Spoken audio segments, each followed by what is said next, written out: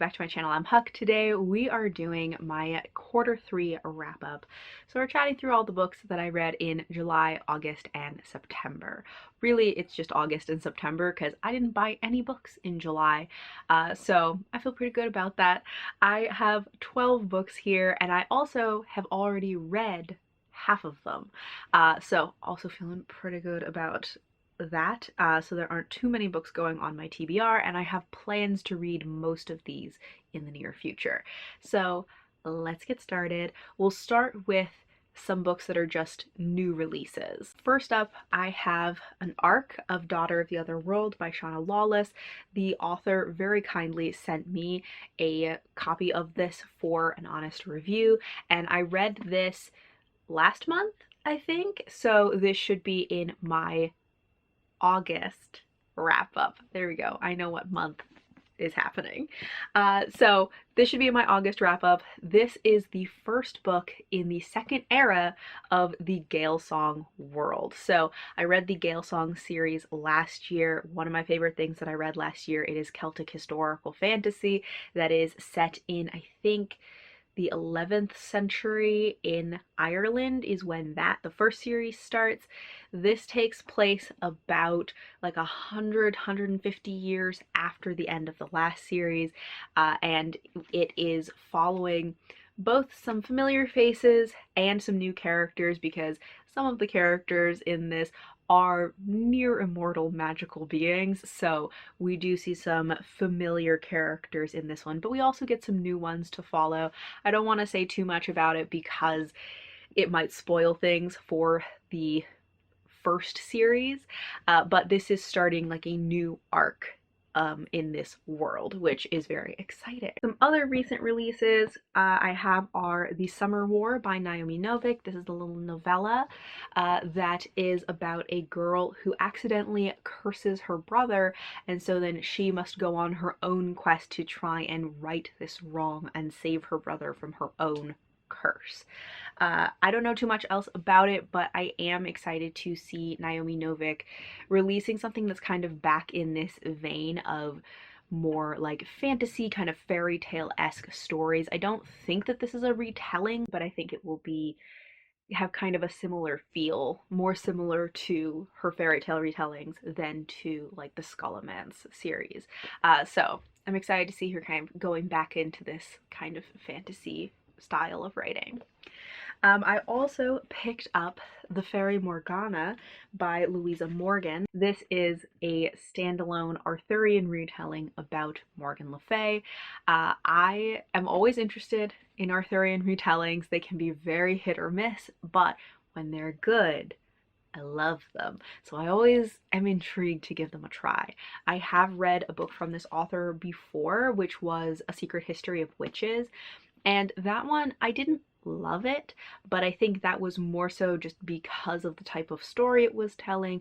I did think her writing was good, and so that also makes me more interested in this one as opposed to some other Arthurian retellings, because I do believe that her writing will be solid, and I think that the atmosphere will be really good in this, and I'm hoping that because this is just a different type of story than what I have previously read from her, hopefully this one will work better for me than the other book that I've read from this author. But I am really looking forward to this.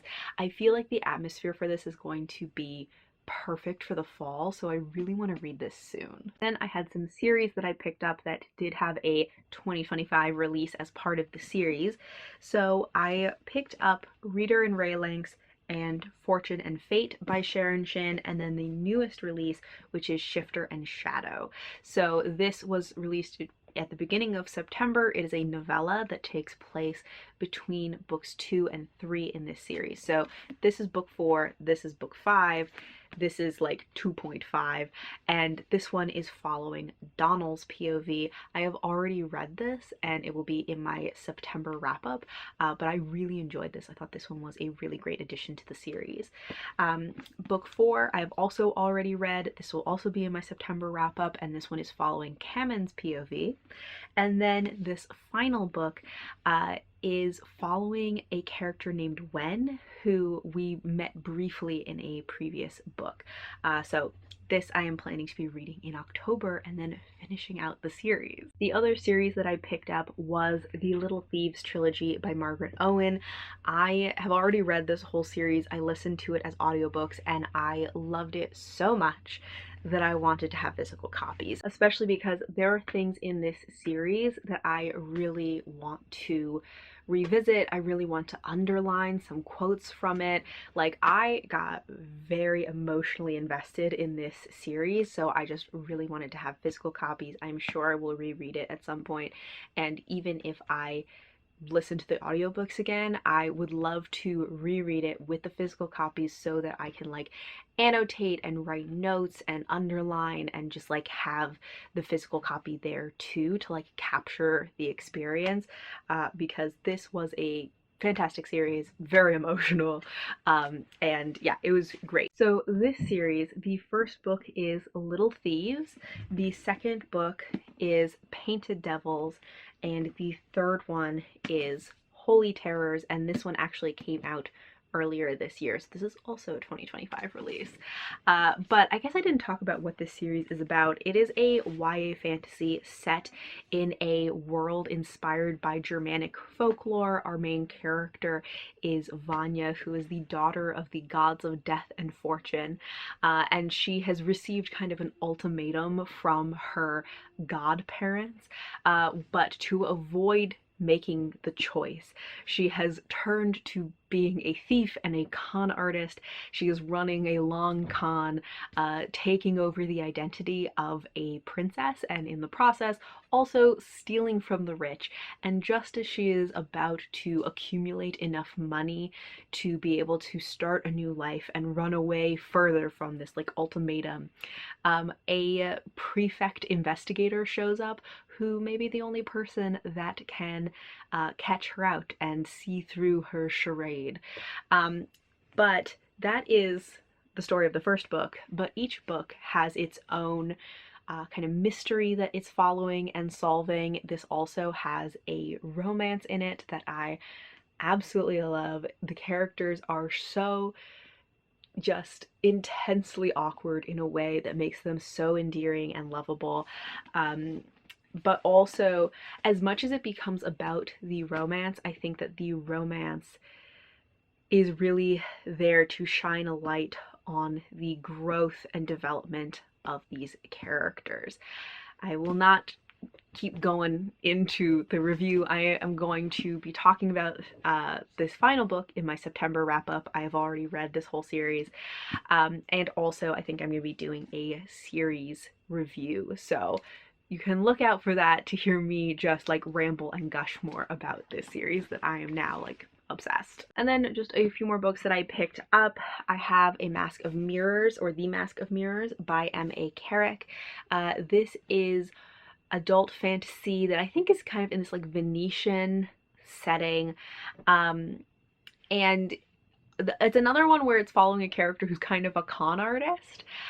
This is the first book in a trilogy. I actually started listening to this as an audiobook. I got maybe like 30% of the way in and I was like, I am for sure missing details, because this is a fairly complex story, and I was like, I need to read this with my eyes to be able to follow what is going on, with like the con and all of the characters. But then right when I got this, I kind of hit a point where I was like, I don't know if I really feel like reading like dense fantasy. I'm more in the mood for like contemporary right now.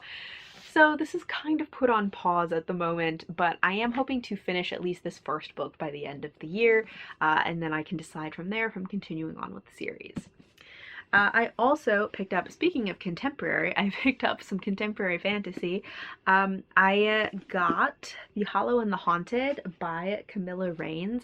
This is like YA kind of paranormal contemporary fantasy. It is about a boy who is from a family of psychics. Where they live, there are multiple families of psychics. They have a rival psychic family, and one day the main character starts to become haunted by the ghost of a death that has not yet happened from a member of one of the rival families.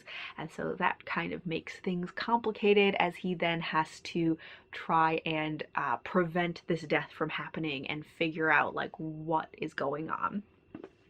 There's also going to be a romance in it, I'm sure. This also has the sequel coming out in October, so I would love to read this soon so then I can decide if I want to also read the sequel. I have actually started this already. I'm not very far in, maybe like 10%, but yeah, hoping to get to this one soon so I can like decide if I'm reading the sequel.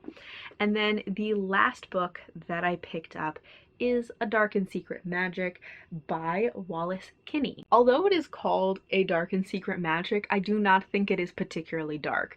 The vibe I'm getting from this is very like cozy small town Halloween. Maybe romance? I'm not sure if there's romance in this, but I'm assuming that there probably will be. So this was kind of an impulse buy, but it seems like something that like October would be the perfect time to read this, to just have something that's kind of like light and cozy and fun. So I think I'm also going to be hopefully getting to this soon as well. So those are all of the books that I picked up in Q3 of 2025. I'd love to know if you've read any of these books. Did you like any of them? Or of the ones that I have not yet read, which ones are you most excited about? But thank you all for watching, and until next time, bye!